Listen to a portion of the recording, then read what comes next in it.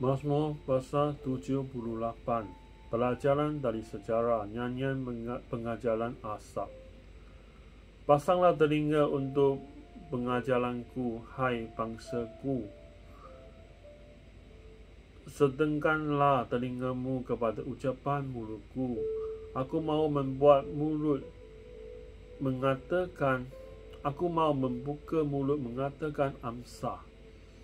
Aku mau mengucapkan teka-teki dari zaman purbakala yang telah kami dengar dan kamu yang telah kami dengar dan kami ketahui, dan yang diceritakan kepada kami oleh nenek moyang kami.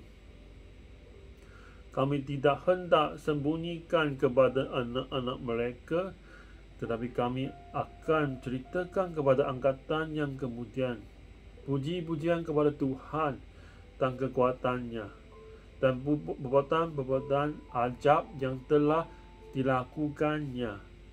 Telah ditetapkannya peringatan di Yakub, dan hukum Taurat diberinya di Israel. Nenek moyang kita diperintahkannya untuk memperkenalkannya kepada anak-anak mereka, supaya dikenal oleh angkatan yang kemudian, supaya anak-anak yang akan lahir kelak bangun dan menceritakannya kepada anak-anak mereka, supaya mereka menaruh kepercayaan kepada Allah dan tidak melupakan perbuatan-perbuatan Allah, tetapi pemegang perintah-perintahnya, dan jangan seperti nenek moyang mereka. Angkatan penduhaga dan pemberontak, angkatan yang tidak tetap hatinya dan tidak setia jiwanya kepada Allah. Bani Efraim, pemana yang bersenjata lengkap, berbalik pada hari pertempuran. Mereka tidak berpegang pada perjanjian Allah dan enggan hidup menurut Tauratnya. Mereka melupakan pekerjaan-pekerjaannya dan perbuatan-perbuatannya yang ajaib yang telah diperlihatkannya kepada mereka.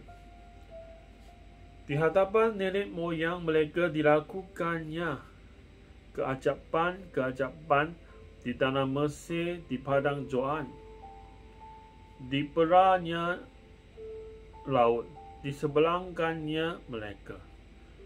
Didirikannya air sebagai bendungan.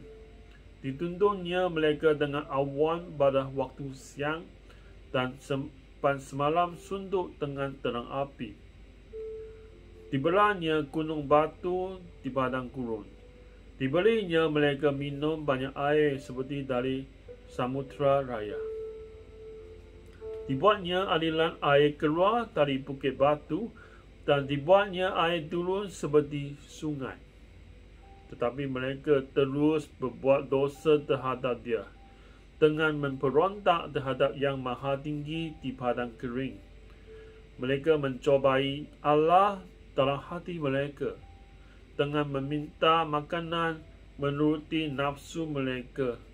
Mereka berkata terhadap Allah, sanggupkah Allah menyajikan hidangan di padang gurun? Memang Ia memukul gunung batu sehingga terpancar air dan membanjirkan sungai-sungai. Tetapi sanggupkah Ia memberikan roti juga, atau menyediakan daging bagi umatnya? Sebab itu, ketika mendengar hal itu, Tuhan gemas. Air api menyala menimpa Yakub, bahkan muka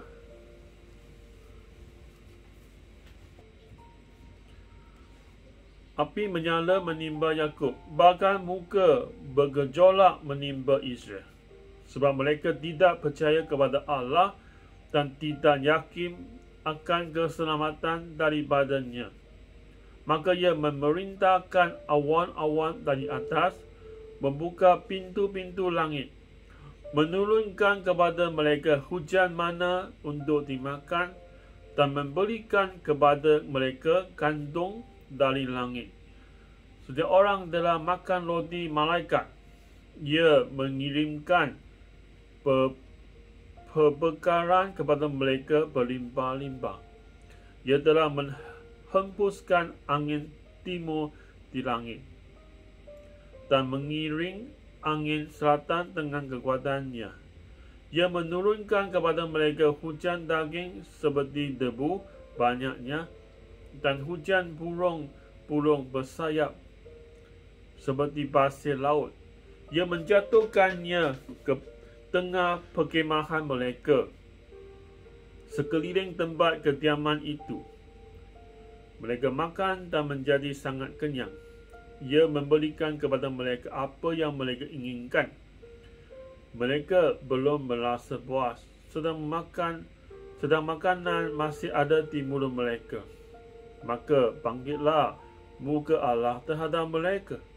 Ia membunuh gembung-gembung mereka dan menewaskan teruna-teruna Israel. Sekalipun demikian, mereka masih saja berbuat dosa dan tidak percaya kepada perbuatan-perbuatannya yang ajab. Sebab itu, ia membuat hari-hari mereka habis dalam kesia-siaan dan tahun-tahun mereka dalam kekejutan. Apabila ia membunuh mereka, maka mereka mencari dia. Mereka berbalik dan mengingini Allah. Mereka teringat bahawa Allah adalah gunung batu mereka dan bahawa Allah yang maha tinggi adalah penembus mereka. Tetapi mereka mempercaya dia dengan mulut mereka dan dengan lidahnya mereka membohongi dia. Hati mereka tidak tetap pada dia dan mereka tidak setia pada perjanjiannya, tetapi ia bersifat penyayang. Ia mengampuni kesalahan mereka dan tidak memusnahkan mereka.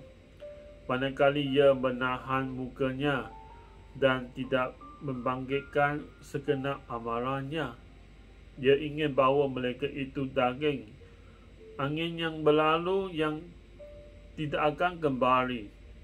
Berapa kali mereka memberontak terhadap dia di padang gurun dan menyusahkan hatinya di padang belantara.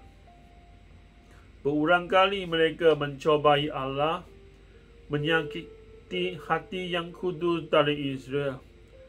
Mereka tidak ingin kepada kekuasaannya, kepada hari ia membebaskan mereka daripada lawan. Ketika ia mengatakan tanda-tanda di Mesir dan mujizat-mujizat di padang Zoan, ia mengubah menjadi darah sungai mereka dan aliran-aliran air mereka sehingga tidak terminum. Ia melepaskan kepada mereka lalat-lalat. Ia melepaskan kepada mereka lalat pikat yang memakan mereka dan katak-katak yang memusnahkan mereka. Ia memberikan hasil tanah mereka kepada urat. Ia memberikan hasil tanah mereka kepada urat dan hasil jerih payah mereka kepada belalang. Ia mematikan pohon anggur mereka dengan hujan batu dan pohon-pohon ara mereka dengan embun beku. Ia membiarkan kawanan binatang mereka ditimpa hujan es dan ternak mereka disambar halilintar. Ia melepaskan kepada mereka mukanya yang bernyala-nyala, kegemasan dan kegeraman dan kesesakan. Suatu pasukan malaikat yang membawa malapetaka. Ia membiarkan mukanya berkobar. Ia tidak mencegah jiwa mereka dari maut. Nyawa mereka diserahkannya kepada penyakit sampah. Dibunuhnya semua anak sulung di Mesir. Kegagahan mereka yang pertama-tama di kemah-kemah Ham. Disuruhnya umatnya berangkat seperti domba-domba. Dipimpinnya mereka seperti kawanan hewan di padang gunung. Dituntunnya mereka dengan tenteram sehingga tidak gemetar. Sungguh sedang musuh mereka dilungkupi laut. Dibawanya mereka ke tanahnya yang kudus.